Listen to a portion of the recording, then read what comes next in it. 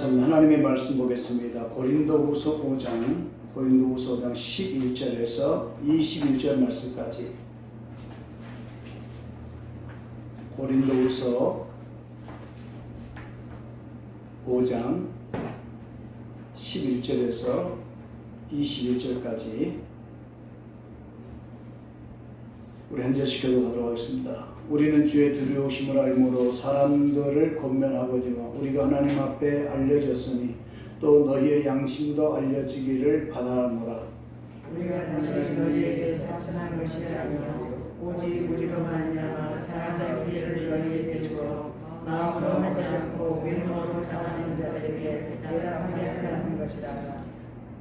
우리가 많이 미쳤어도 하나님을 위한 것이요 정신이 온전하여도 너희를 위한 것이니 그리스도의 사랑이 우리를 강구하시는도다.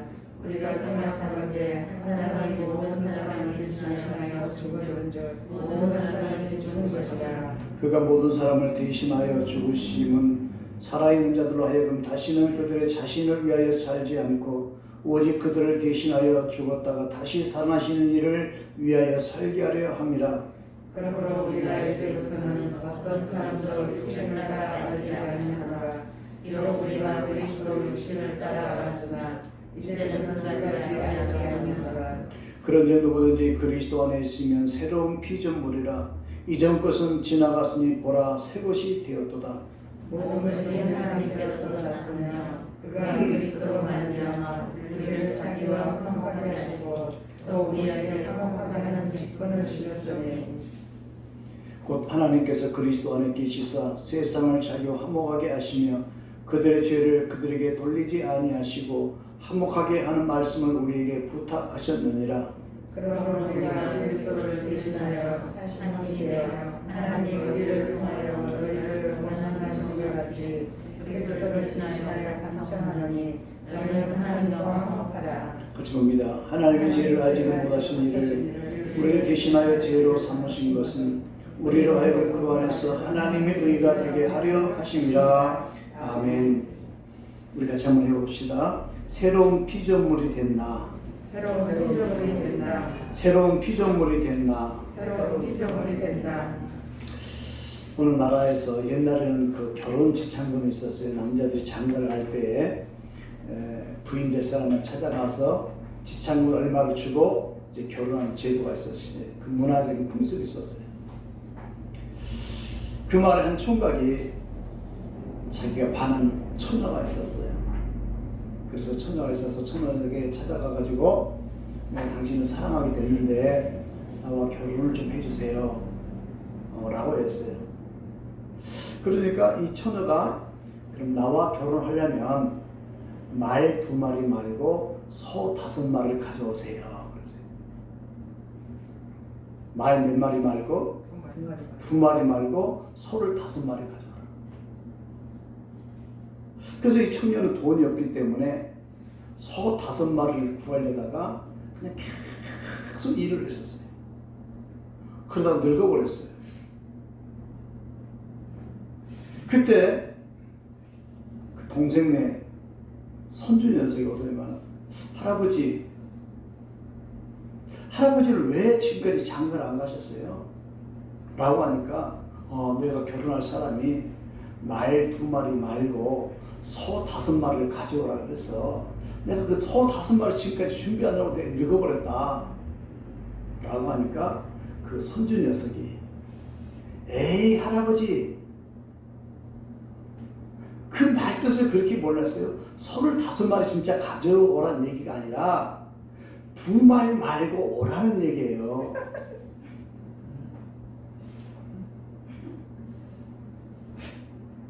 말 2마리 말고 오라는 얘기라고. 웃은 것 같지만 우리 하나님의 말씀을 이해할 때, 들을 때 말씀을 바로 이해를 해야 돼요. 그렇지 않으면 늙어 죽을 때까지 고생하다가 가는 거예요. 오늘 본문의 말씀이 새로운 피조물이 된다. 새로운 피조물.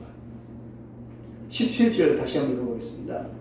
그런즉 누구든지 그리스도 안에 있으면 새로운 피조물이라.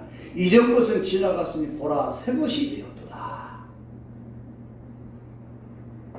우리가 계속해서 고린도 후서를 지금 묵상하고 있는데 이 고린도 도시를 보면은 무역이 굉장히 발달한 도시였어요. 그러니까 무역이 많이 특히 애굽에서 알렉산드리아 지역에서 사람들이 많이 오다 보니까 그 자연스럽게 애굽의 우상의 문화가 많이 들어와 있었어요. 또 그 고린도 도시는 무역이 많이 발전하다 보니까 돈이 많아졌어요. 또 돈이 많아지다 보니까 사람들이 많이 타락하기 시작했어요. 그래서 성적으로 타락하고 또 여러 가지 우상을 섬기는 일이 많아졌었어요. 특히나 고린도 교회 안에는 이런 외적인 조건이 뿐만 아니라 또 내부적으로 여러 가지 신앙의 장애물들이 참 많이 있었어요. 그들이 은사에 대해서 막 주장하는데 복음을 잘못 이해하고 뭘 잘못 이해하고? 복음을 성경을 바로 깨닫지 못하고 각자가 은사를 남용하기 시작했어요. 또 교회 안에서 굉장히 문란한 생활도 했었고 특별히 문제가 됐던 것은 뭐냐면은 그 고린도 교회 안에 거짓 교사들이 들어와 가지고 성도들을 계속해서 바울에 대한 것을 비난하기 시작해요. 근데 문제가 뭐냐면은 바울에 대해서 계속 비난하다 보니까 거기에 또 넘어가는 교회들이 많아졌어요. 그래서 할 수 없이 바울은 그 고린도에 머물면서 제2차 전도행 가운데 18개월을 그 고린도 도시에 머물면서 교회를 세웠어요. 몇 개월 동안 전도하다가 18개월 동안. 그래서 1년 6개월을 거기서 유하면서 복음을 전하다가 고린도 교회를 세웠는데 그 세워진 교회가 외부적으로 그 도시 환경이 여러 가지로 힘들고 어렵지만 내부적으로도 그렇게 바르게 믿으려고 하는 성도들이 신앙생활을 하는 게 굉장히 어려움이 있는 장애물이 많은 그런 환경 속에 있었어요. 그래서 그 문제를 바로잡고자 사도 바울은 고린도에게 편지를 쓴 거예요. 그게 고린도 전서와 고린도 후서가 되는 거예요. 지금 우리도 마찬가지예요. 지금 우리가 사는 이 시대는 여러 가지 힘들고 어려운 것들이 참 많이 있어요. 코로나 때문에 어렵지요. 또 여러 가지 그 하나님이 급속도로 경제가 붕하다 보니까 여러 가지 부작용들이 많이 있게 되고 사람들이 돈이 많아지다 보니까 많이 타락하기도 돼요.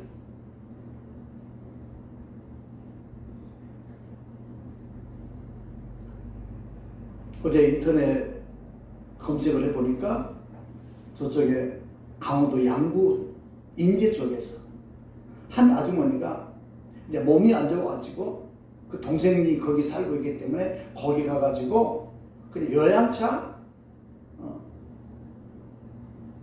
거기서 있으면서 약초를 이렇게 산에 가가지고 캐다가 이렇게 담궈다가 술도 담궈주고 형제도 주기도 하고 나눠 먹기도 하고 자기도 먹기도 하고 이런 일을 하고 있었어요. 그날도 약초를 캐고 왔는데 너무 힘들어서 이 아주머니가 57살 아주머니세요.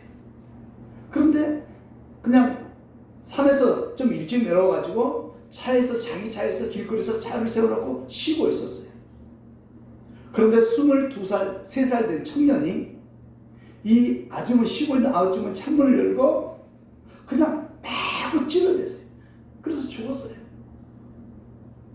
나중에 알고 보니까 왜 찔렀는지 이유도 없어요. 그냥 찔린 거예요. 그래서 재판이 왔는데 기가 막힌 것은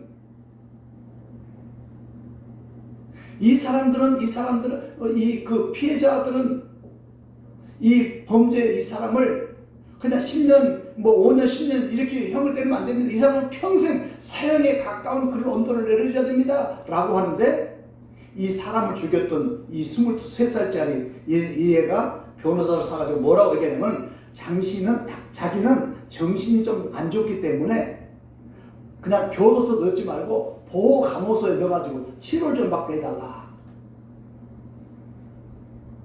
실질적으로 정신과 검사를 보니까 이 청년 정신이 멀쩡한 거예요. 요즘 밤길 조심하세요. 사람이 무서워요. 제정신들이 아니에요. 그러면서 그렇게 무차별하게 사람을 그렇게 죽여놓고 이 사람은 자기는 그 벌을 받기 싫어서 여초성 명절 전에 이스라엘 선교사라고 하는 김용기 목사님에게 전화를 했어요. 목사님 그때부터 명절 잘 보내세요. 상황 좀 어떻습니까? 코로나 좀 어떻습니까? 라고 하니까 그분의 얘기가 한숨을 쉬면서 지금 이스라엘은 우리보다 국민의 수가 작아요.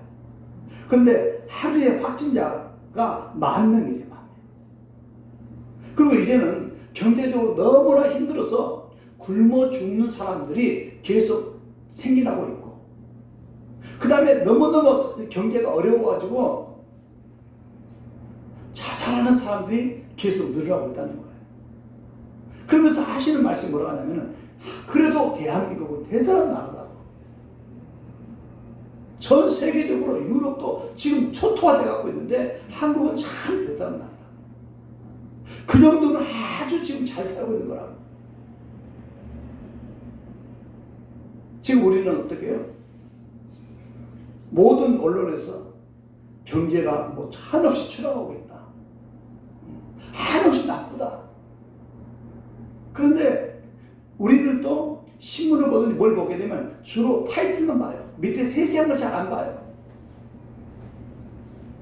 이렇게 계속 나쁜 가짜 부정적인 얘기를 하다 보니까 사람들은 이렇게 우리나라가 아직은 힘들지만은 그래도 굶어 죽지는 않고 있잖아요. 다른 나라에 비해서 훨씬 더 우리나라가 마이너스, 전부 다 마이너스, 전 세계도 마이너스 안 되는 나라가 없어요.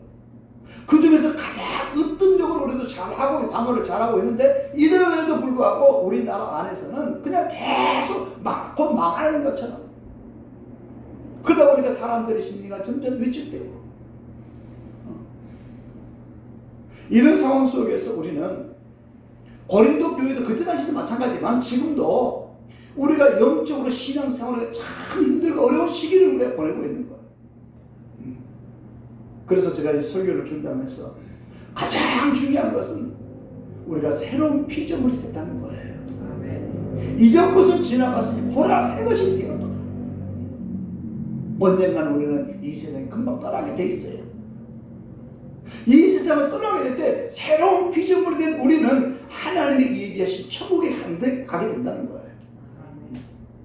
그러면서 오늘 저는 몇 가지를 생각하면서, 첫 번째로 우리가 이 본문을 가지고 생각할 문제가, 그러면 새로운 피조물이 되기 전에 나는 어떤 상태였냐? 새 생명을 얻기 전에 나는 어떤 상태였느냐? 새 생명을 얻기 전에는 에베소서 2장 1절에 보니까 죄와 허물로 죽었던 나라.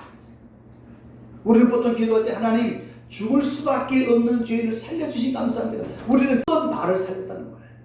어떤 나를 살렸어요? 죽었던 나. 로마서 3장 23절에 보니까 모든 사람이 죄를 범하였으며 하나님의 영광에 이르지 못한다 그랬어요. 이 세상의 모든 사람이 다 죄라는 거예요. 여기서 이 성경이 얘기해서 죄라고 하는 것은, 원어의 뜻은 무슨 뜻이냐? 관역에서 빗나갔다는 얘기예요. 죄의 뜻이 뭐라고요? 관역에서 빗나간 거예요. 다시 말해서 하나님이 정해 놓으신 규칙이 있어요. 하나님이 정해 놓으신 규칙을 따라 살지 않고 빗나가서 산다 그 말이에요. 이게 죄라는 거예요. 성경에서 말하는 그 우리 인간들이 잘못된 그 죄로 인해서 우리 죄를 성경에서는 두 가지를 표현하고, 하나는 원죄가 있고 하나는 자범죄가 있다는 거예요. 원죄라는 것은 아담 이후에 아담이 범죄한 그 피가, 그 죄의 근성이 우리가 계속 오고 있고, 또 우리가 이 땅에 살아가면, 태어나서 우리가 살아가면 우리 스스로가 지은 죄가 많다는 거지. 그런데 죄라는 것은 그냥 우리가 지어진 대로, 죄가 있는 대로 그냥 끝나는 것이 아니라, 로마서 6장 23절에 가서 보니까 따라서 합시다. 죄값은 사망이요. 죄값은 사망이라는 거예요. 히브리서 9장 27절에 이렇게 말합니다. 한 번 죽은 것은 사람에게 정하여진 것이요 그 후에는 심판이 있느니라. 누구든지 한 번은 사람이 다 뭐 한다는 거예요? 죽는다는 거예요. 죽으면 끝나는 것이 아니라 그 다음 뭐가 있다고요? 심판이 있다는 거예요. 여기서 말하는 그 심판은 우리만 심판을 받는 것이 아니라 이 땅에 살아가는 모든 사람들, 예수 믿는 사람이든지 믿지 않는 사람이든지 누구든지 죽고 나면 하나님의 심판대 앞에 서게 된다는 거예요. 그래서 거기에 대해서 죄에 따라서 행위를 가지고 요한계시록 20장 11절에 15절 보니까 믿음으로 구원받은 사람은 생명책에 기록된 사람은 하나님이 만드신 천국에 가는 것이고 그 생명책에 기록되지 못한 사람들 모두가 하나님이 지옥에 만든 불못에 들어간다고 했어요. 그런데 이렇게 우리가 거듭나기 전에 새로운 피조물이 되기 전에는 우리는 지옥에 갈 그런 우리였어요. 죄의 범벅이 돼가지고 어떻게 표현할 수 없을 정도로 죄로 얼룩져 있는 우리를, 두 번째로 그런 죄인을 하나님이, 우리가 하나님을 알기 전에 하나님이 나를 먼저 아시고 내가 하나님을 사랑하기 전에 먼저 그분이 나를 사랑했다는 거예요. 죄 가운데 거기서 죽어있는 나를, 허우적거리고 있는 나를, 절망 속에 빠져있는 나를 하나님이 나를 먼저 아시고 나를 먼저 사랑하셨다는 거예요. 그래서 요한일서 4장 10절에 이렇게 말합니다. 사랑은 여기 있으니 우리가 하나님을 사랑한 것이 아니요 하나님이 우리를 먼저 사랑했다. 그런데 예레미야 31장 3절에 보니까 하나님이 우리를 사랑하는 것은 예전 성경에서는 무궁한 사랑으로 우리를 사랑했다는 거예요. 요즘의 개역개정 성경에서는 영원한 사랑으로 우리를 사랑했다는 거예요. 내가 그렇게 죄의 투성이 돼가지고 범벅이 돼가지고 엉망진창이 된 나를 하나님이 사랑하셨다는 거예요. 그래서 하나님 나를 사랑하셔서 하나님의 자녀로 나를 하나님이 선택해 주셨다는 거예요. 그래서 죄 가운데 죽을 수밖에 없는 나, 지옥에 갈 수 없는 나를 어떻게 하면 이 사람을 살릴까, 저와 여러분을 살릴까 해서 요한복음 3장 16절에는 하나님의 세상을 이처럼 사랑하사 독생자를 주셨으니 이는 누구든지 저를 믿는 자마다 멸망하지 않고 영생을 얻게 하려 하십니다. 하나님이 저와 여러분에게 영원한 생명을 주시기 위해서 우리 대신해서 독생자 예수 그리스도를 이 땅에 보내셔서 죽게 하셨다는 거죠. 그래서 오늘 본문 고린도후서 5장 15절 우리 같이 한번 볼까요? 5장 고린도후서 5장 오늘 본문 15절입니다. 다 같이 시작. 그가 모든 사람을 대신하여 죽으시면 살아있는 자들로 하여금 다시는 그들의 자신을 위해 살지 않고 오직 그들을 대신하여 죽었다가 다시 살아나신 이를 위하여 살게 하려 합니다. 예수님께서 모든 사람을 대신해 죽었다는 거예요. 근데 그 예수님은 오늘 본문 21절 보니까 21절 다 같이 보겠습니다. 하나님이 죄를 알지도 못하신 이를 우리를 대신하여 죄로 삼으신 것은, 할렐루야, 예수님은 죄가 없으신 분, 죄를 알지도 못하신 분이세요. 그런데 나와 여러분을, 저와 여러분을 살리기 위해서 대신 그 죽음의 자리에, 저주의 자리에, 형벌의 자리에 예수님을 다시 대신 그냥 서게 하시고 거기서 형벌을 당하게 만드시고 우리를 살리셨다는 말이죠.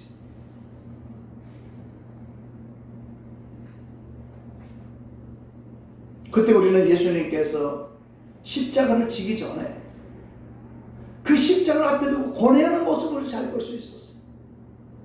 겟세마네 동산에서 십자가 앞에 두고 예수님 뭐라고 기도하셨어요? 하나님, 할 수만 있다면 이 잔을 내게서 좀 옮기시옵소서. 할 수만 있다면. 예수님의 그 십자가의 형벌이 너무 힘들다고 알았어요. 마지막 십자가를 위해서 이렇게 절개하다 돌아가셨어요.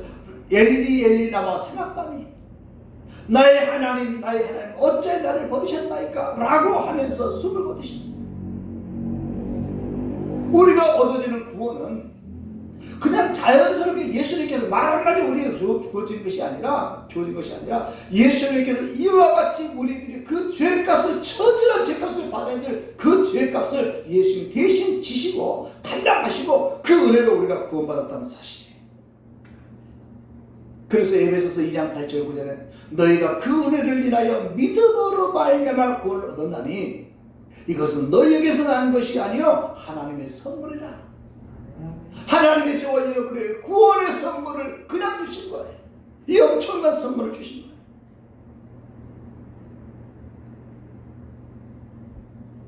여기서 세 번째로 생각할 것은 이런 엄청난 구원을 받은, 은혜를 받은 사람들의 삶이 있어요.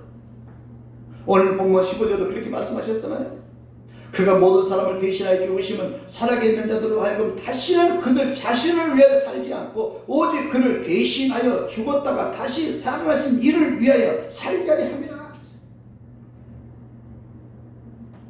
이러한 십자가의 구원의 은혜를 깨닫는 사람들 삶이 있어요. 삶이 있어요. 그게 뭐냐? 오늘 보면 14절 말씀 보세요.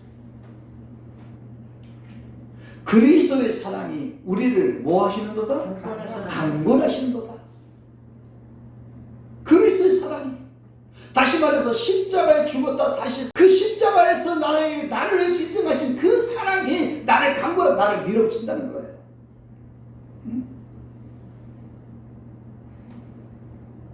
그래서 그전에는 나만을 위해서 살았지만 이제는 그 은혜를 깨닫고 나니까 나를 대신하여 죽으신 예수 그리스도를 위하여 살겠다는 거지.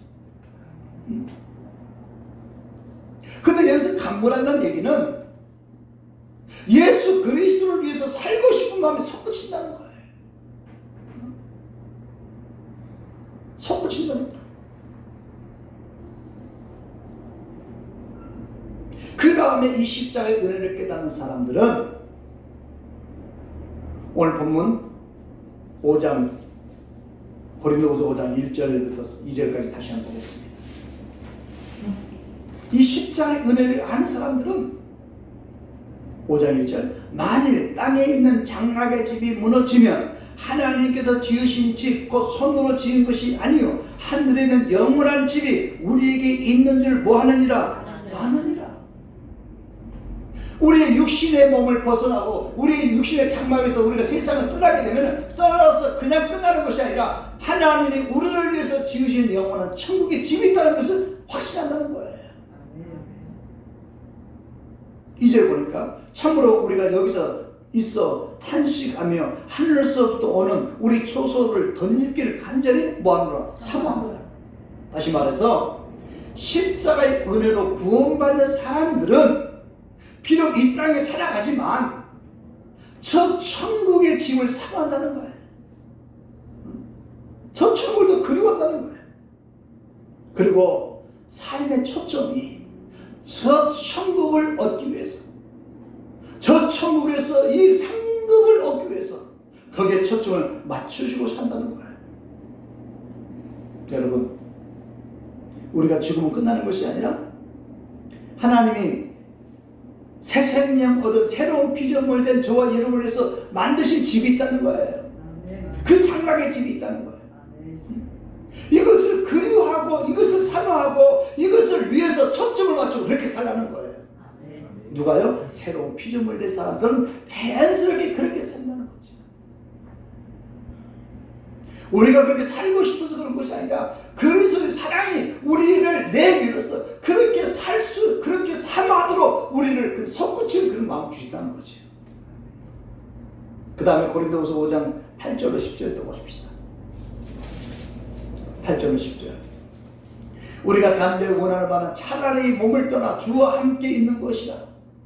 원하는 것은 항상 천국, 언제 천국이 있나마도 그러신다는 거예요. 9절. 그런즉 우리는 몸으로 있든지 떠나 있든지 주를 뭐하게 하는 자가 되게 힘쓰거나 기쁘시게 하는 자가 되게 힘쓰거나 내가 어떤 상황이 있든지 오직 하나님을 기쁘시게 하는 그런 삶을 살겠다는 거지. 어떤 환경 속에 있든지. 그 다음 10절입니다. 이는 우리가 반드시 그리스도의 심판대 앞에 나타나게 되어 각각 선악간에 그 몸으로 행한 것을 따라 받으려 합니다. 왜 내가 어떤 모든 환경을 떠나서 내가 지금 지하방에 있든지 내가 좋은 환경 속에 나쁜 환경에서 어떤 환경 속에 있든지 간에 나는 기쁘시게 하기를 원한다. 하나님을 기쁘시게 하며 살겠다. 이 마음을 왜 갖게 되느냐? 하나님 앞에 심판했기 때문에. 심판했기 때문에. 그래서 하나님께서 이 심판하신다는 이것을 확실하게 보여줬어요. 요한계시록 20장 11절과 12절에서 보니까 모든 이 땅에 조금 전에 말씀드린 것처럼 살아있는 사람은 예수를 믿든지 안 믿든지 모든 사람 하나님 앞에 다 심판하게 서게 되어 있어요. 거기에 생명책과 행위책이 있는데 그 생명책에 기록되지 못한 사람들은 전부 다 둘째 사망 지옥 불에 떨어진다는 거죠. 그런데 이런 놀라운 사실을, 이 진리를 깨닫게 만들고 믿게 하는 것이 우리 인간의 지식이 아니라 성령이라는 거예요. 그 진리의 성령이.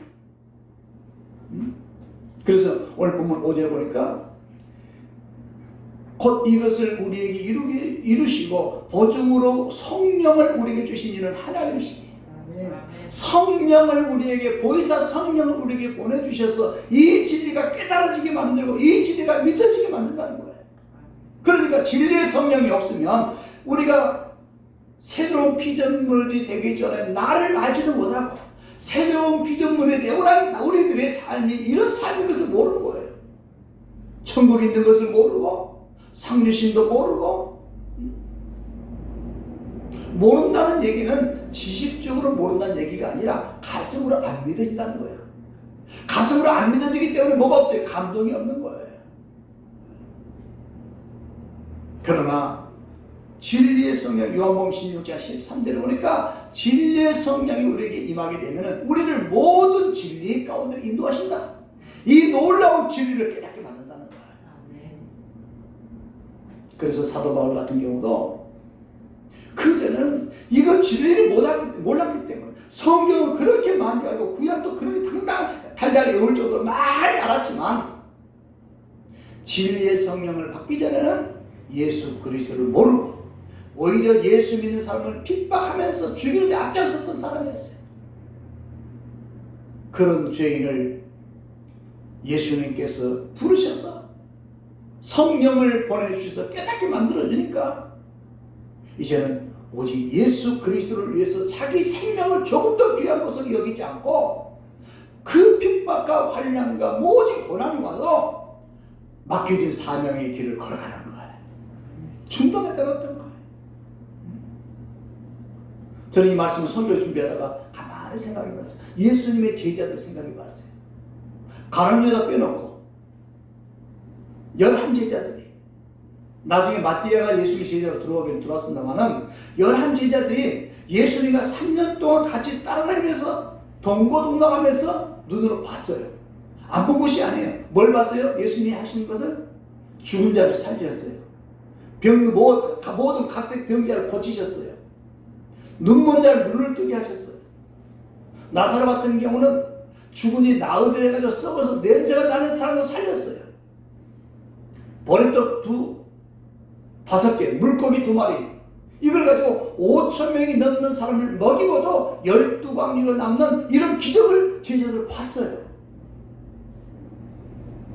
그런데 그 모든 걸 알고 봤음에도 불구하고 제자들은 하염없이 나약했어요. 너무너무 무기력했어요. 마치 베드로 같은 경우는 예수님께서 십자가 달려서 그냥 끌려가니까 옆에 따라하는 것이 아니라 멀찍이, 그러면서 예수님께서는 지금 침 뱉으면서 거기서 뺨을 맞으면서 모욕을 당하며 십자가에서 고문을 당하고 계세요. 그런데 멀찍이 거기 있는 사람들과 함께 불을 쬐면서 이렇게 구경하고 있을 때 옆에 여자아이, 조그만 아이가 너도 그 따르는 사람이지? 라고 했을 때 그 자리에서 베드로는 3번이나 예수님을 모른다고 부인했던 사람이에요. 그런 능력을 보고도 다른 제자들도 다 도망가 버리고 말았고 베드로 역시나도 그렇게 연약한 모습이었어요. 그런데 사도행전에서 오순절 사건이 있고 난 다음에 성령 충만히 받고 난 다음에 베드로 완전히 달라졌어요. 그렇게 나약하고 그렇게 비굴했던 베드로가 한번 복음을 전하게 되니까 사도행전 2장 41절 보니까 3,000명씩 회개하게 되는 거예요. 베드로에게 많은 사람이 몰려오니까 그때 당시 유대 공회원에서 요즘 말로 하면 경찰서예요. 베드로를 불렀어요. 야, 다시는 네가 이렇게 얘기하지 마라. 이 복음을 전하지 마라. 예수에 대해서 말하지도 마라. 라고 하니까 베드로가 사도행전 14장 18절 19절을 뭐라고 얘기하냐면 공회원들 앞에서 그 무시무시한 사람 앞에서 벌벌 떨고 있는 것이 아니라 여보시오, 내가 지금 당신들의 말을 들어야 할 것인지 하나님의 말씀을 내가 들어야 할 것인지 누구 말을 내가 들어야 할 것인지 당신이 생각해 보시오. 나는 보고 들은 것을 말하지 아니할 수 없습니다. 성령 받기 전에 베드로는 그렇게 나야겠던 사람이었어요. 그런데 성령 충만을 하니까 베드로가 완전히 달라지게 되는 거예요. 우리는 초대교회 역사를 보면서 초대교회 서문학교의 초대 교부였던 감독이었던 폴리갑을 알고 있어요. 그게 그때 당시에는 굉장히 박해 시대였어요. 복음을 전하다가 끌려갔어요. 끌려가서 이제 신문을 받아요. 왕 앞에 신문을 받아요. 하는 소리가 뭐라 하냐면, 야, 한 번만이라도 예수가 구원자라는 소리를 하지 말아라. 이제는 한 번만이라도, 가식도 괜찮다. 한 번만이라도 예수가 구원자가 아니다 라고 하는 것을 얘기하면은, 지금 저 장작에 불 붙여놓는데 저기서 내가 태워 주려고, 사람들 다 태워 죽이라고 하는데 너 살려줄게. 한 번만. 몇 번만? 한 번만. 그때 감독이었던 폴리갑이 이런 얘기합니다. 왕이시여, 내가 믿는 예수님은 내가 이 나이가 득도록 86년 동안에 한 번도 나를 버린 적이 없습니다. 그런 예수를 내가 어떻게 여기서 부인할 수 있겠습니까? 나는 괜찮습니다. 저 장작 불덩이에 나를 넣으시오. 그래가지고 이 폴리갑이 그 장작불에 던져져서 거기서 화형을 당해서 죽어요. 무엇이 이렇게 만듭니까? 예수님이 십자가의 은혜를 알고 나니까 그걸 하나님의 보혜사 성령이 깨닫게 만들어 주니까 그런 자신이 되는 거예요. 그렇게 예수님의 제자들 중에서 그 수많은 기적을 눈으로 보면서도 결정적으로 그렇게 나아갔던 제자들이 사도행전의 오순절 성령 강림하고 난 다음에 이 사람은 완전히 바뀌기 시작하는 거예요. 도마 같은 경우는 인도에서 복음을 전하다가 창에 찔려 순교했어요. 예수님의 제자 시몬 같은 경우는 나무에 거꾸로 매달아서 톱으로, 그냥 톱으로 자른 것이 아니라 새로 사람을 잘랐었잖아. 이렇게 순교를 당했대.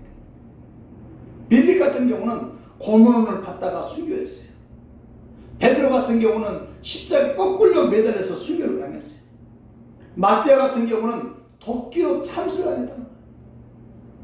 마태 같은 경우는 에디오피아에서 복음을 전하다가 도끼로 죽임을 당했어요. 유다 같은 경우는 복음을 전하다가 몽둥이를 맞아 죽었어요. 예수님의 제자들뿐만이 아니라 히브리서 11장 35절과 38절에 보면은 더 좋은 부활을 얻고자 믿음의 사람들은 모두가 다 심한 고문을 받되 구차히 풀려달라고 애걸하지 아니하고 어떤 희생도 각오하면서 오직 그들에게 더 좋은 부활, 하나님 앞에서 상을 얻기를 바라는 마음, 이거 하나를 바라는 마음으로 섰다는 거예요. 사랑하는 성도 여러분, 오늘 본문 고린도 5장 20절에서는 저와 여러분을 예수님께서 우리 십자가에서 구원하시고 난 다음에 우리를 사신으로 이 땅에 보내셨다고 그랬어요. 뭘로 보내셨어요? 사신으로. 예수님의 말씀을 전하고 예수님의 뜻을 전하고 예수님의 사랑을 전하는 사신으로 우리를 보냈다는 거예요. 뭘로 우리는 예수님을 증거할 수 있습니까? 우리의 거룩한 삶을 통해서. 어떤 삶을 통해서? 고요한 삶을 통해서. 어떤 우리였습니까? 비참한 환경 속에서 나였어요. 죄로 벌먹이 됐던 나였어요. 쓸모없는 나였어요. 보잘것없는 우리였어요. 그런 우리를 하나님이 찾아오셔서 사랑해 주시고 나를 대신해서 가장 값이 비싼 대가를 치르시고 우리를 생명을 우리에게 주신 거예요. 새로운 비전을 되게 하신 거예요. 이 사실을 성령이 깨닫게 만들어줬어요. 이 사실을 깨닫던 모든 사람들은 옛날에는 자기만을 위해서 살았는데 자기를 위해서 살지 않고 오직 나를 대신해서 죽으시고 나를 살리시는 예수 그리스도를 위해서 살겠다. 살아도 주를 위해서, 죽어도 주를 위해서. 내가 어떤 환경 속에 있든지 주님을 기쁘시게 하기를 원한다. 이 아름다운 고백을 하면서 그들은 살아갔던 거예요. 사랑하는 성도 여러분, 하나님의 성령이 오늘 저와 여러분에게 이 진리를 깨닫게 만들고 이 진리를 깨닫게 만들어서 이 진리를 방향을 그 진리가 정하는 그 방향을 따라서 살아가도록 성령이 우리를 인도한다는 사실을 여러분 기억하십시오. 아멘. 지금까지는 내가 주체가 됐지만 나의 삶 속에 이제 내가 주체가 아니라 나를 사랑하시고 나를 위해서 죽으신 나의 주가 되시는 예수님이 내 마음속에 주체가 되시어서 그분이 이끌는 대로 그분이 원하는 대로 살아갈 수 있는 믿음의 아름다운 각오가 있으시길 주의 이름으로 축원합니다. 아멘. 같이 한번 찬양.